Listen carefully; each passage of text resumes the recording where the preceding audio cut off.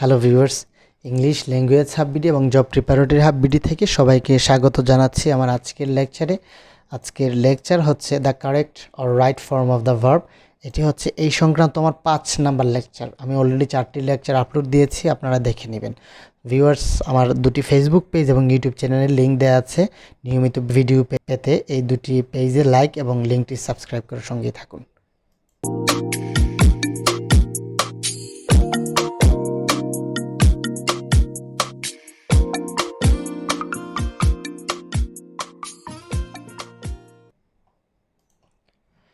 আমরা correct form of verb 4-এ rule 34 পর্যন্ত পড়েছি। আজকে আমরা 35 থেকে শুরু করব।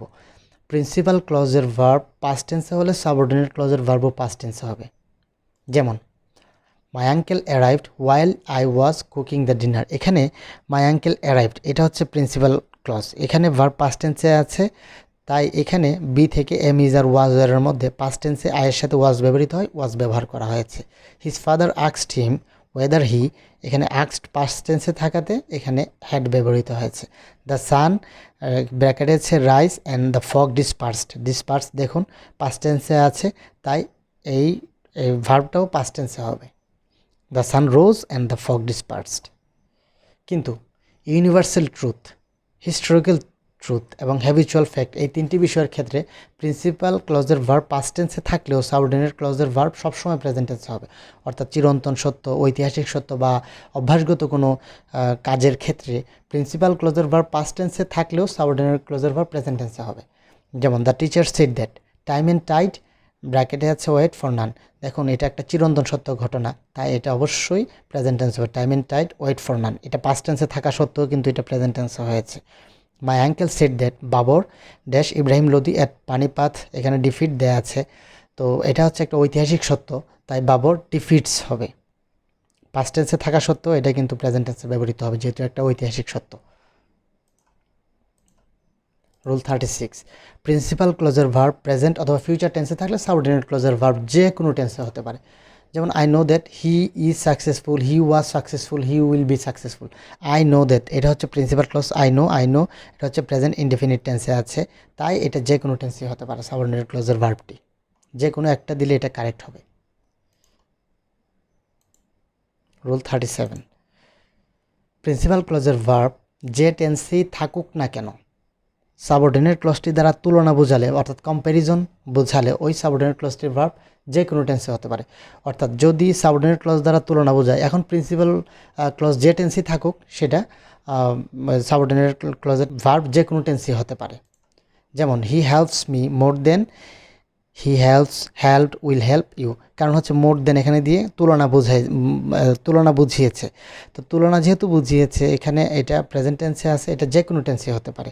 এটা প্রেজেন্ট টেন্সে থাকুক পাস্ট টেন্সে থাকুক, এখানে যে কোনো টেন্সই হতে পারে, কারণ তুলনা বোঝালে সাবঅর্ডিনেট ক্লজ যে কোনো টেন্সই ব্যবহৃত হতে পারে। যেমন হেল্পস, হেল্পড, উইল হেল্প যে কোনো টেন্সই হবে।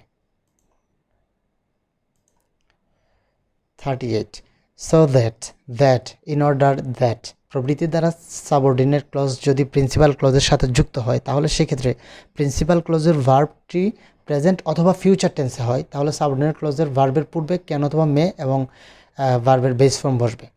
ভালো করে খেয়াল করে দেখুন, অর্থাৎ so that, in order that এগুলোর ক্ষেত্রে সাবঅর্ডিনেট ক্লজ যুক্ত সেন্টেন্স প্রিন্সিপাল ক্লজের সাথে হলে, যদি প্রেজেন্ট অথবা ফিউচার টেন্সে হয় তাহলে সাবঅর্ডিনেট ক্লজ হবে একটা ক্যান অথবা মে আসবে এবং ভার্বের বেস ফর্ম বসবে। আর অন্যদিকে যদি ভার্ব যদি পাস্ট টেন্সে হয় তাহলে কুড অথবা মাইট আসবে এবং ভার্বের বেস ফর্ম বসবে। এক্সাম্পলগুলো একটু খেয়াল করুন। He comes here so that, he এখানে দেখুন এটা হচ্ছে প্রেজেন্ট টেন্সে আছে ভার্বটা, তাই সো দ্যাট থাকাতে একটা ক্যান আসলো এবং ভার্বের বেস ফর্ম ব্যবহৃত হলো।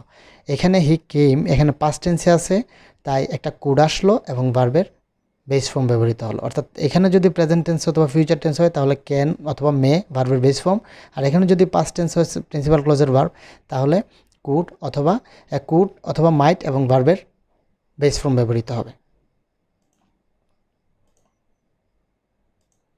রুল 39, লেস্ট যুক্ত সেন্টেন্সের পরে যে সাবজেক্ট থাকে তারপরে শুড অথবা মাইট বসে এবং ভার্বের বেস ফর্ম বসে। হি র্যান ফাস্ট লেস্ট যেহেতু আছে এখানে অবশ্যই শুড এবং ভার্বের বেস ফর্ম অথবা মাইট ভার্বের বেস ফর্ম, তবে শুডই অধিক গ্রহণযোগ্য।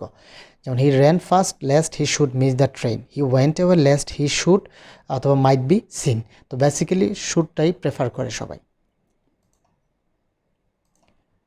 রুল 40, ইন কেস যুক্ত সাবঅর্ডিনেট ক্লজ যদি প্রিন্সিপাল ক্লজের কাজের কারণ নির্দেশ করে তবে সেক্ষেত্রে প্রিন্সিপাল ক্লজ যে টেন্সই থাকুক সাবঅর্ডিনেট ক্লজটি প্রেজেন্ট টেন্স হবে।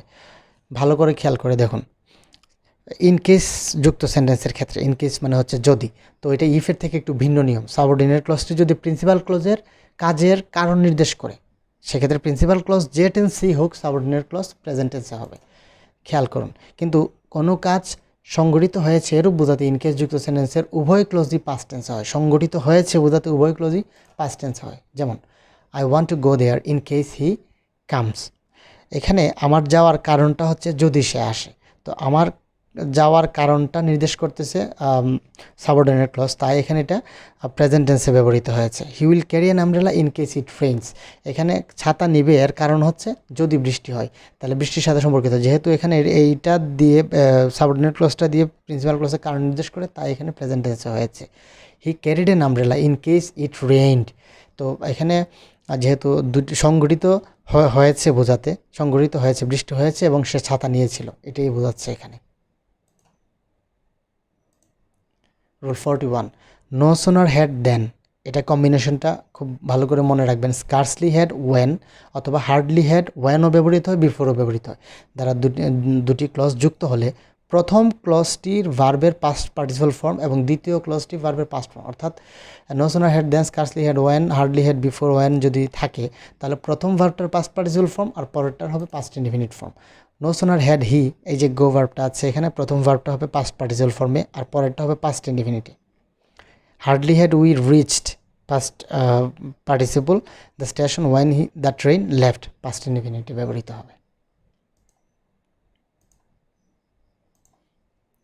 রুল 42, কোনো কমপ্লেক্স সেন্টেন্সের প্রিন্সিপাল ক্লজের ভার্বটি যদি পাস্ট টেন্সে থাকে এবং পরের অংশ নেক্সট প্লাস টাইম থাকে, প্রিন্সিপাল ক্লজের ভার্বটা পাস্ট টেন্সে হতে হবে এবং পরের অংশ নেক্সট প্লাস টাইম, আর যেমন next day, next week, next month থাকে, তাহলে ব্র্যাকেটে দেওয়া ভার্বটির পূর্বে একটি উড অথবা শুড বসে এবং ভার্বের বেস ফর্ম বসে।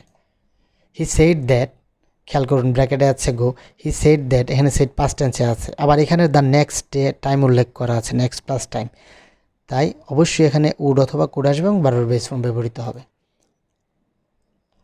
So viewers, thank you for watching this video. আশা করি ভিডিওটি ভালো লাগবে, আর যদি ভালো লাগে তাহলে অবশ্যই শেয়ার করবেন।